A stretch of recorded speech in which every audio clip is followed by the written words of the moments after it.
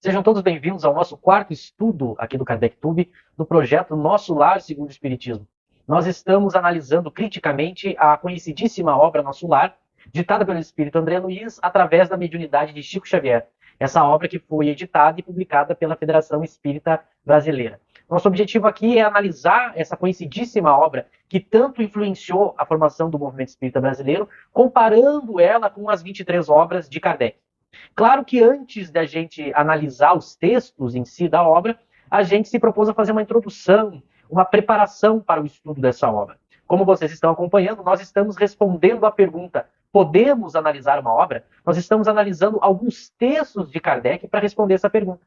Já que muitos leitores, muitos estudiosos vão dizer que não é possível, que não é correto fazer uma análise crítica de uma obra. Que fazendo isso nós estaríamos faltando com a caridade, sendo desrespeitosos. Por isso a gente se preocupou em responder essa primeira pergunta. Será que nós podemos analisar uma obra?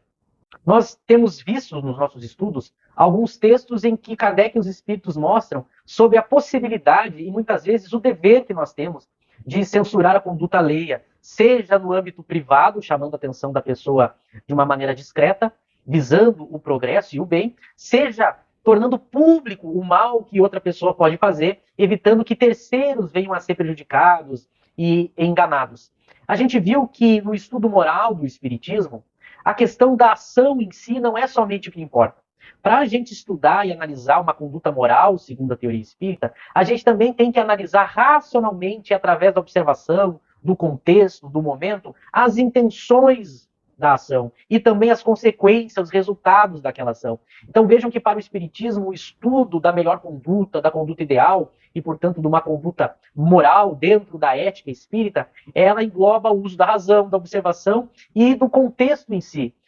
Se nos estudos passados a gente analisou algo mais ligado à conduta de alguém, à conduta específica de uma pessoa, seja de uma forma privada ou de uma forma pública, agora a gente vai analisar algo mais impessoal. A gente vai analisar algo mais ligado a doutrinas, a ideias, a teorias, e não em uma pessoa, numa atitude específica. Nós vamos analisar nesse nosso quarto estudo o item do Livro dos Espíritos, 841. Lembrando que essa questão se encontra na terceira parte do Livro dos Espíritos, no capítulo 10, intitulado Lei de Liberdade.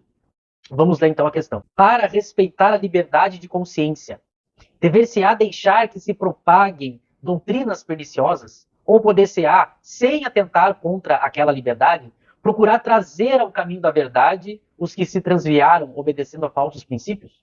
Percebam que é muito inteligente e muito importante a pergunta que Kardec faz aos espíritos. Será que alguém pode usar da sua liberdade para divulgar, para espalhar teorias falsas, princípios falsos, doutrinas mentirosas, doutrinas que trazem inverdades, que trazem informações incorretas? Será que elas podem, através da sua liberdade, fazer isso e nós não podemos fazer nada? Será que se a gente tentar combater essas ideias, mostrar o erro e a falsidade dessas teorias, nós estaríamos faltando com a caridade, com a pessoa que fez a divulgação dessas ideias? Será que a gente estaria tirando o direito de liberdade dela de fazer isso?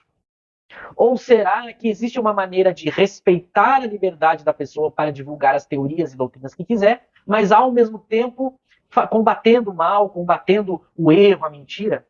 Vejam que essa questão ela está muito ligada à ideia do nosso projeto. A resposta dela interessa muito exatamente ao que a gente se propõe a fazer. Será que alguém lança um livro com princípios, com ideias que a gente entende e julga equivocadas, mentirosas, falsas, irracionais, contraditórias? Será que a gente não pode lançar textos, estudos, vídeos, tentando demonstrar para as pessoas esses erros, essas mentiras? Será que seria um erro fazer isso? Ou será que é possível fazer isso e, ao mesmo tempo, praticar a caridade com as pessoas que divulgam isso que a gente julga falso, mentiroso? Então é importantíssima a pergunta para a nossa conduta, para o nosso projeto e para que a gente possa saber como se comportar, ainda mais nos dias de hoje, em que as pessoas têm mais acesso através da internet, das mídias, das redes, de cada uma divulgar aquilo que pensa, aquilo que acredita, aquilo que entende. Então vejo que é uma questão muito atual que a gente precisa entender ela. Vamos ver o que os espíritos nos dizem a respeito. Certamente que podeis e até deveis. Notem que aqui ele traz de novo algo que a gente tem visto nos demais textos das obras de Kardec, sobre a questão da possibilidade e do dever. A gente já mostrou que a possibilidade, como a própria palavra diz, é uma possibilidade. A gente pode, em algumas circunstâncias, escolher fazer isso. Mas, em alguns casos, e a gente tem chamado atenção para isso, os espíritos deixam claro que é um dever fazer. E o dever é algo obrigatório. Significa que se eu não cumprir com aquele dever, se eu não fizer aquilo quando for um dever, aí sim eu estarei cometendo um erro, um ato imoral, segundo o Espiritismo. Então, nota que ele traz de novo essa questão da possibilidade e do dever. E sobre essa questão que nós estamos colocando, da possibilidade de poder combater falsos princípios, percebam que ele coloca a possibilidade e, de novo, coloca, inclusive, que em muitos casos vai ser um dever. Mas ensinai a exemplo de Jesus, servindo-vos da brandura e da persuasão, e não da força.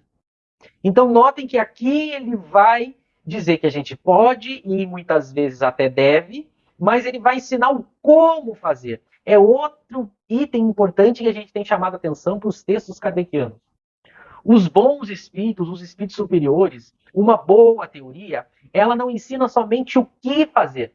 Porque notem que o que fazer é muito fácil da gente falar. Tanto que a humanidade já fala sobre isso há séculos, até mesmo antes do Cristo. Mas uma boa teoria, uma teoria completa, uma teoria que realmente venha dos espíritos superiores, ela não diz apenas o que fazer. Porque isso, em geral, nós já sabemos. Às vezes, e muitas vezes, a dificuldade está em como fazer. E aqui ele vai ensinar. Então ele diz que é possível, que em muitos casos é um dever, agora ele vai dizer como fazer. E para ensinar como fazer, ele coloca, os espíritos colocam aqui, um exemplo prático de Jesus. Então eu devo combater e posso combater as mentiras, as doutrinas falsas, os princípios equivocados. Eu posso fazer isso, e em muitos casos devo, mas eu devo fazer isso seguindo o exemplo de Jesus. E que exemplo é esse? Ele mostra, servindo-vos da brandura e da persuasão, e não da força. Então, primeiro ele deixa claro que não adianta eu fazer esse combate, essa discussão, essa crítica, usando da força. Se eu fizer isso usando da força, eu estarei desrespeitando e agindo imoralmente. Mas eu devo fazer usando a brandura e a persuasão. E é interessante essa divisão em dois que ele coloca, porque é uma divisão que pega tanto a parte intelectual, quanto também a parte mais da emoção, do sentimento, que é a parte da brandura, da ação, do trato com as pessoas. Então eu devo usar da persuasão, eu tenho que saber convencer, usar bons argumentos, saber explicar. Então essa é uma maneira correta de como fazer esse combate àquilo que a gente julga falso, mostrando as razões, explicando para as pessoas, fazendo o encadeamento de ideias, e a brandura, ou seja, tratando as pessoas com respeito, tratando as pessoas sem ofender, sem xingar, sem brigar, sem desrespeitar, sem fazer acusações à pessoa. Ou seja, fazendo de uma maneira racional, sem precisar agredir ninguém. E aí ele dá uma informação muito importante, e aqui eu quero me deter um pouco. Porque é muito importante a gente entender o que ele vai dizer. O que seria pior do que a crença daquele a quem desejarias convencer. Essa parte final da frase, ela é de extrema importância porque ela dá a justificativa de toda a discussão. E a gente precisa raciocinar sobre isso. É claro que quando alguém propaga ideias falsas, a gente pode e deve combater essas ideias, mostrar para as demais pessoas que essas ideias elas são equivocadas. Mas não adianta eu, ao tentar fazer isso, fazer algo pior do que aquilo que eu estou tentando combater. Então eu me proponho a combater uma mentira.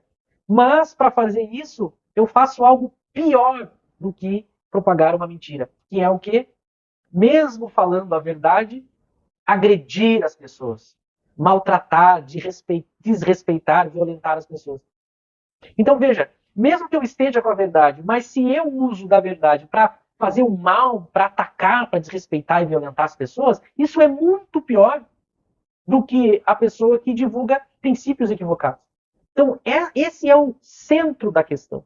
Kardec e os espíritos foram muito sábios ao tratar disso. Por isso que Kardec vai dizer, em alguns momentos, que se tivessem grupos espíritas divididos, ele ficaria com aquele que tivesse mais caridade. Não é que Kardec está jogando fora os critérios racionais de uma teoria. É por essa justificativa. Porque os critérios de verdadeiro e de falso são importantes e devem servir para guiar na construção de uma teoria e na busca da verdade. Mas existe algo mais importante que está acima disso, que é a relação com as pessoas de respeito, de caridade, de ética, de justiça, de benevolência, de indulgência com as pessoas. Então eu posso e devo combater ideias falsas, demonstrando através de argumentos quais são as ideias verdadeiras. Mas não adianta eu fazer isso agindo de uma maneira pior do que aquele que divulga ideias equivocadas. Eu tenho que usar da verdade, mas de uma maneira respeitosa, de uma maneira caridosa, no verdadeiro sentido da palavra. Então isso vai ter que estar sempre na mente daquele que queira combater falsidades. E isso é muito atual e muito importante, ainda mais nos dias de hoje, que todo mundo tem possibilidade, como eu falei anteriormente, de falar, de se expressar, de divulgar suas crenças, as suas ideias, sejam de quais áreas forem.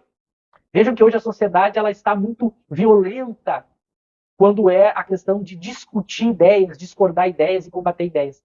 A gente faz isso mais de uma maneira equivocada, porque a gente passa do ponto e a gente acaba fazendo algo pior do que divergir de ideias, que é agredir uns aos outros. Então a gente tem que saber divergir de ideias, combater ideias falsas, usar da verdade, é um direito que a gente tem, mas fazer isso acima de tudo, priorizando o respeito, a caridade, a benevolência, a indulgência, aquilo que manda a boa relação entre os espíritos, entre as pessoas, entre os homens. Outro ponto importante, ainda tratando sobre isso, que é muito interessante de deixar claro, que é óbvio que a gente pode fazer tudo isso da maneira mais correta possível, agir com respeito, com caridade, e a outra pessoa se ofender. É óbvio que isso ainda pode acontecer. Mas, primeiro que as chances da pessoa se ofender diminuem quando ela percebe que a gente está sendo justo, caridoso, respeitoso. Mas claro que pode acontecer de mesmo assim a pessoa se ofender. Mas notem que o meu dever moral, o meu compromisso com a ética, eu terei cumprido. Então eu não vou responder moralmente se eu cumprir com esses requisitos. E aí ele diz, se alguma coisa se pode impor, é o bem e a fraternidade. Por isso que quando eu exijo que as pessoas falem coisas corretas, se eu não fizer isso de uma maneira bondosa e fraternal, eu vou estar sendo pior do que aquela pessoa, repetindo mais uma vez, pior do que aquela pessoa que divulgou uma mentira. Embora aquilo que aquela pessoa disse continue sendo mentira. Percebam? E eu espero que fique claro essa diferença. Mas não cremos, continuam os espíritos, que o melhor meio de fazê-los admitidos seja o dar com violência. Então esse meio de escolher combater a mentira com violência não é o melhor meio.